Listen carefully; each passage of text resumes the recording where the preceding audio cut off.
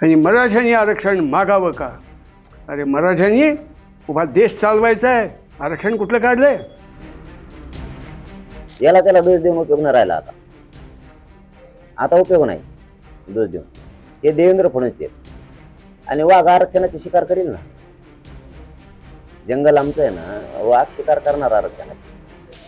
कशाला लागतंय ना, हे ज्या ज्या संघटनेत मराठीचे पोर आहेत, ज्या पक्षात मराठीचे पोर आहेत, त्यांना माहिती आरक्षण कशाला लागतं. आमच्या गावात सांगलीत कमांडो ट्रेनिंग कॅम्प आहे. त्याच्यात प्रवेश वाघा सिंहांनी मागावा का? वाघ आणि सिंहांनी कमांडो ट्रेनिंग कॅम्पमध्ये फी भरून नाही, निशुल्क असलं तरी सुद्धा जावं का? एखादं ग्लायडिंग सेंटर आहे, विमान उडवण्याची कला, त्याच्यात गरुडांनी प्रवेश घ्यावा का? स्विमिंग क्लब माशांनी मलाही स्विमिंग क्लबमध्ये प्रवेश पाहिजे, जावं का? आणि मराठ्यांनी आरक्षण मागावं का? अरे मराठ्यांनी उभा देश चालवायचा आहे, आरक्षण कुठलं काढलंय? सिंहांनी संबंध जंगल सांभाळायचंय. उभ्या पृथ्वीवरती असलेल्या सगळ्या सागरात बिना अडथळा हिंडण्याचं स्वातंत्र्य आणि क्षमता असलेला मासे आहेत. त्यांनी स्विमिंग क्लबमध्ये जायचं नाही, गरुडांनी ग्लायडिंग क्लबमध्ये जायचं नाही, कमांडो ट्रेनिंग कॅम्पची अपेक्षा करायची नाही. मराठा जात संबंध देशाचा संसार चालवणारी जात, हे मराठ्यांच्या लक्षात येईल ज्या दिवशी, त्या दिवशी या मातृभूमीचं भाग्य उजळून जाईल. ते येत नाही आहे त्यांच्या लक्षात, हे दुर्दैव आहे. हे शब्द देवेंद्र फडणवीस आहेत. याला त्याला दोष देऊन उपयोग न राहिला. आता उपयोग नाही दोष देऊन.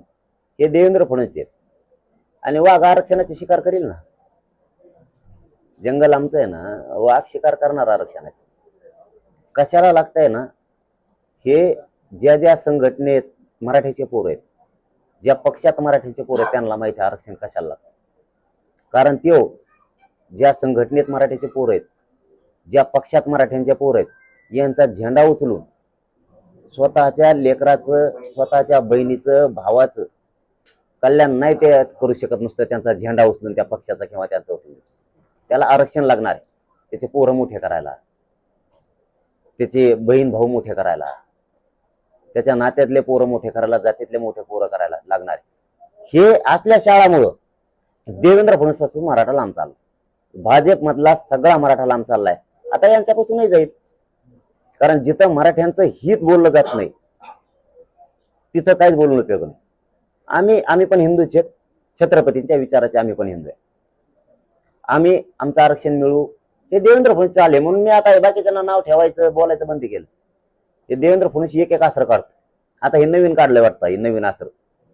हे 7वं षडयंत्र दिसतंय आता माझ्या विरोधात. माझ्या समाजाला आरक्षण नाही मिळवण्यासाठी हे देवेंद्र फडणवीस आहे. याला सगळा देवेंद्र फडणवीस जबाबदारी. थोडं राहून देवेंद्र फडणवीस पुरं भाजप संपवणार आहे. आता उठव म्हणा, तुला काय लोक उठायचे. तू जितला ज्या संघटनेचा, ज्या पक्षातला माणूस उठवतो आमच्या विरोधात, तिथले मराठे बाजूला निघणार आहे. चॅलेंज आहे माझं, बघ मराठे बाजूला निघतात. कारण प्रत्येकाला जात कळती, लेकरं कळतात. पक्ष आणि संघटना वाढून त्याचं कुटुंब मोठं होणार नाही. जो बोलन त्याच्या मागचे मराठे बाजूला निघणार आहे. बघ म्हणा 2024 ला निघतात.